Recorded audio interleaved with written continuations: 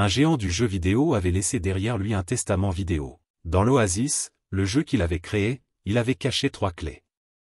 Celui qui réussirait à franchir 3 épreuves, collecterait ces 3 clés et découvrirait l'ultime easter egg.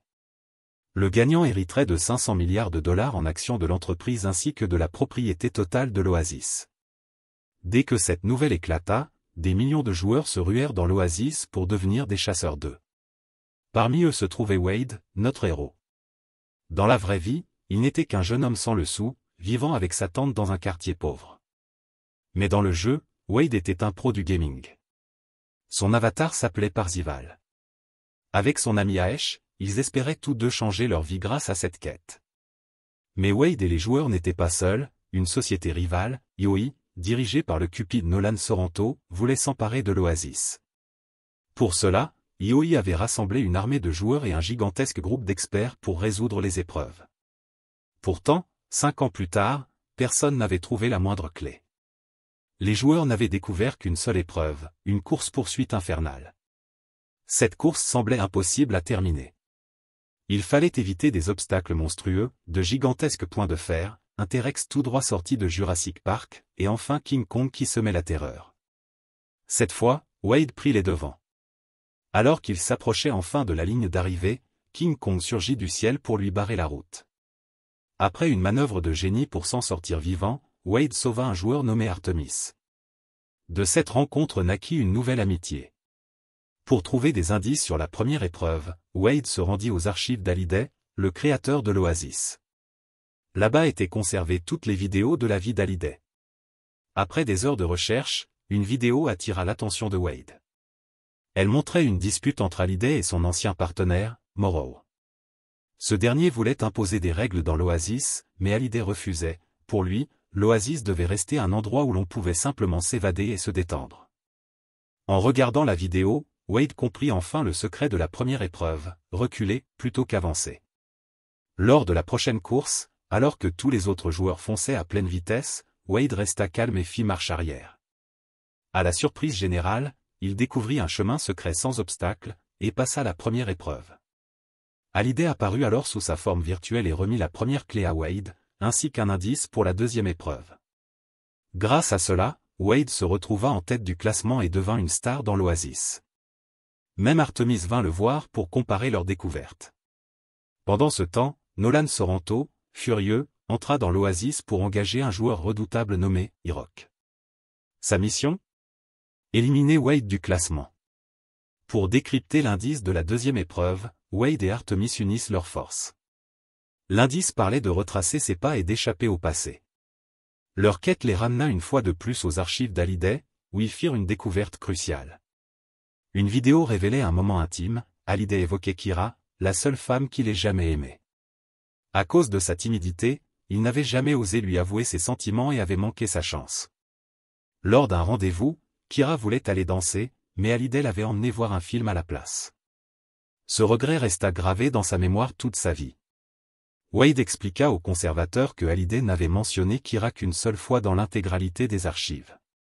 Il en conclut que Hallyday avait sûrement effacé délibérément toutes les autres vidéos qui la concernaient, une manière d'éviter son passé douloureux. Il lança une recherche, et, à la surprise générale, il ne trouva qu'un seul résultat sur Kira. Wade et Artemis se rendirent alors dans une salle de danse, persuadés que la deuxième épreuve consistait à réaliser ce que Hallyday n'avait jamais osé, inviter Kira à danser. Les deux amis dansèrent avec émotion, et à leur grande surprise, ils commencèrent à ressentir quelque chose l'un pour l'autre. Pourtant, la deuxième clé refusait d'apparaître. Wade, emporté par ses sentiments pour Artemis, lui révéla son véritable nom dans l'espoir de la rencontrer dans la vraie vie. Malheureusement, les espions de Nolan Sorrento interceptèrent leur conversation. À cet instant, les forces armées d'IOI et le joueur Hiroc leur tendirent une embuscade. En sous-nombre, Wade utilisa le cube Zemeckis, un objet magique permettant de remonter le temps de 60 secondes. Grâce à ce stratagème, ils purent s'échapper avant l'attaque. Cependant, Artemis fut furieuse. Elle reprocha à Wade de se réfugier dans le monde virtuel et le repoussa violemment. Elle révéla alors que son père avait été victime des agissements d'IOI. Si Nolan prenait le contrôle de l'Oasis, les conséquences seraient catastrophiques. Artemis ne voulait plus suivre Wade et partit seule. Pendant ce temps, l'identité de Wade avait été exposée. À son retour chez lui, il découvrit avec horreur que son immeuble avait été piégé par des drones Yoi. Une explosion retentit, détruisant tout sur son passage et tuant tragiquement sa tante. Désormais, Wade était sans abri et en fuite. Alors qu'Artemis et Wade cherchaient encore la deuxième épreuve, Artemis comprit enfin le sens de l'indice, l'étape qu'Hallyday n'avait jamais osé franchir. Il s'agissait du rendez-vous manqué avec Kira. La réponse se trouvait dans un cinéma, leur unique lieu de rendez-vous. Là-bas, ils furent plongés dans l'univers terrifiant de Shining. Après avoir affronté un labyrinthe mortel et une horde de zombies, ils finirent par rencontrer Kira au cœur d'un bal effrayant. Wade lui murmura les mots qu'Hallyday n'avait jamais osé dire. À cet instant, Kira se désintégra en une pluie d'étoiles et se transforma en l'image virtuelle d'Hallyday, qui remit à Artemis la deuxième clé ainsi qu'un nouvel indice pour la troisième épreuve. À peine sortis du jeu, des drones Yoi localisèrent leur cachette. Dans la confusion, Artemis aida Wade à s'échapper, mais elle fut capturée par les hommes de Nolan.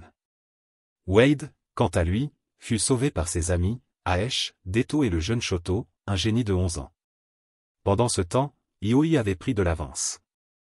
Ils avaient découvert que la troisième épreuve se trouvait dans une ancienne console de jeux de 1977, renfermant des milliers de jeux. Pour empêcher quiconque d'y accéder, Nolan entra dans l'Oasis et engagea Hiroc, un chasseur de primes, pour protéger le site. Grâce aux sphères d'Ostéroat, un artefact magique de niveau 99, Hiroc enveloppa toute la zone d'une barrière infranchissable. Pensant avoir gagné, Nolan retourna dans le monde réel. Mais à peine avait-il ôté ses lunettes qu'il réalisa quelque chose d'étrange. Wade et Deto se tenaient devant lui. Wade le menaça et le força à révéler où Artemis était retenu.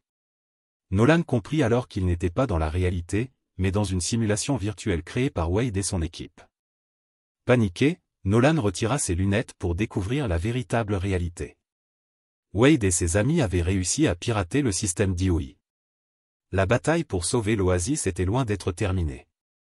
De son côté, Wade réussit à entrer en contact avec Artemis, Mancha, et l'aida à s'échapper. Mais au lieu de fuir immédiatement, Artemis prit un énorme risque, elle s'infiltra discrètement dans la salle de contrôle de Nolan. Dans la base de données de l'Yoi, elle découvrit le sortilège permettant de désactiver le bouclier.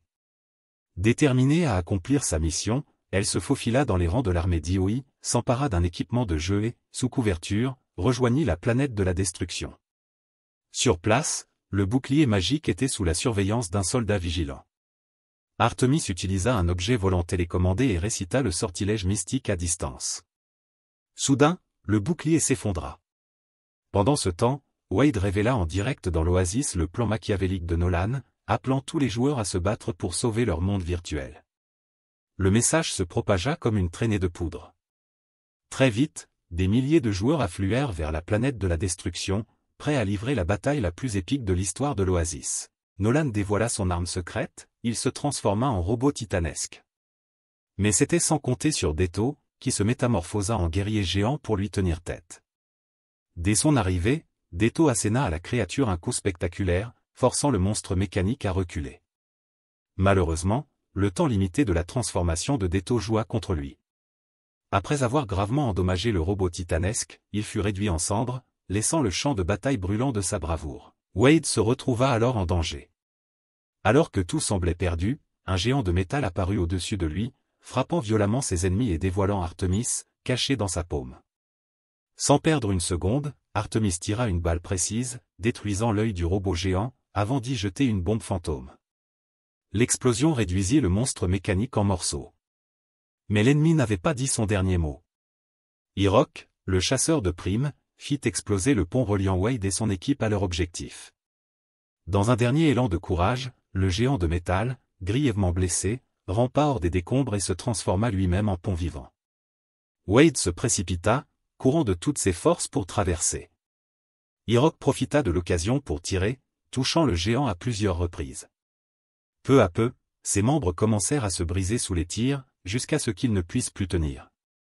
À ce moment-là, Shoto, le génie de 11 ans, saisit l'opportunité, il lança un boomerang précis qui détruisit la main droite d'Hiroc. Wade jeta un dernier regard en arrière, le géant de métal s'enfonçait dans les flammes, dans une scène digne d'un hommage aux héros ultimes. Pour protéger Artemis, Wade déclara son amour et la força à retourner dans le monde réel en utilisant son arme. Puis, armé de son bras sacré, il pulvérisa les forces de Liyue présentes, transformant chaque soldat en fragments de lumière. Wade et ses compagnons arrivent enfin au dernier niveau. À ce stade, bien que l'armée d'Liyue ait franchi l'épreuve, elle finit par tomber dans un puits de glace, incapable de comprendre la vraie signification de ce défi. Wade réalise alors que l'objectif final ne réside pas dans la victoire, mais dans le plaisir de jouer et de savourer chaque instant. Dès qu'il commence le jeu, Wade se retrouve face à Hirock, le chasseur de primes. Face à cet échec, Hirock déclenche la bombe destructeur, provoquant une explosion apocalyptique qui anéantit tous les joueurs de l'Oasis. Satisfait de sa victoire, Nolan revient dans le monde réel.